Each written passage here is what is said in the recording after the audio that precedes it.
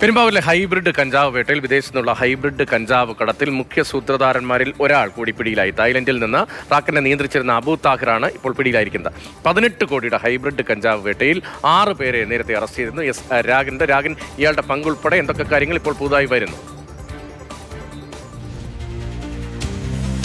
രതീഷ്, പെരുമ്പാവൂരിലെ കോടികളുടെ ഹൈബ്രിഡ് കഞ്ചാവ് വേട്ടയിൽ സുപ്രധാനമായിട്ടുള്ള മറ്റൊരു കസ്റ്റഡി കൂടി ഇപ്പോൾ ഉണ്ടായിരിക്കുകയാണ്.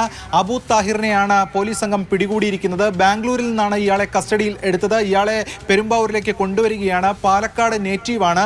നേരത്തെ 6 പേർ ഇതിനോടകം പിടിയിലായിരുന്നു. ആദ്യഘട്ടത്തിൽ 2 പേർ, അതായത് ആയുഷും അതോടൊപ്പം തന്നെ അനികയും, അവർ ദമ്പതികളായിരുന്നു, അവർ പിടിയിലായിരുന്നു. അതിനുശേഷമാണ് തുടർ അറസ്റ്റുകൾ ഉണ്ടായത്. രാവിലെ നാലോളം പേരുടെ അറസ്റ്റ് ഉണ്ടായിരുന്നു. ഹരികൃഷ്ണൻ, അതോടൊപ്പം തന്നെ പ്രസ്ജിത്ത്, സഞ്ജയ് ഉൾപ്പെടെയുള്ളവരുടെ അറസ്റ്റാണ് ഉണ്ടായിരുന്നത്. ഇതിൽ ഏറ്റവും പ്രധാനപ്പെട്ട കാര്യമെന്ന് പറയുന്നത് ഇവരുടെ ഒരു മോഡസ് ഓഫ് ഓപ്പറാൻഡി എന്ന് പറയുന്നത്, ചിലരെ ഇവർ വിദേശത്തേക്ക് അയക്കും, ബാങ്കോക്കിലേക്ക് അയക്കും.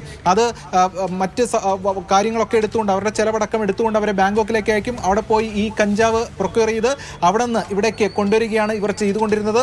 അതിൻ്റെ വിശദാംശങ്ങളാണ് ഇപ്പോൾ കൂടുതലായി ലഭ്യമാകുന്നത്. ഇതൊക്കെ കോർഡിനേറ്റ് ചെയ്തിരുന്ന ആളാണ് ഈ അബു താഹിർ. മുഖ്യ സൂത്രധാരനിൽ ഒരാളാണ്, അല്ലെങ്കിൽ മുഖ്യ സൂത്രധാരൻ എന്ന് പറയാം.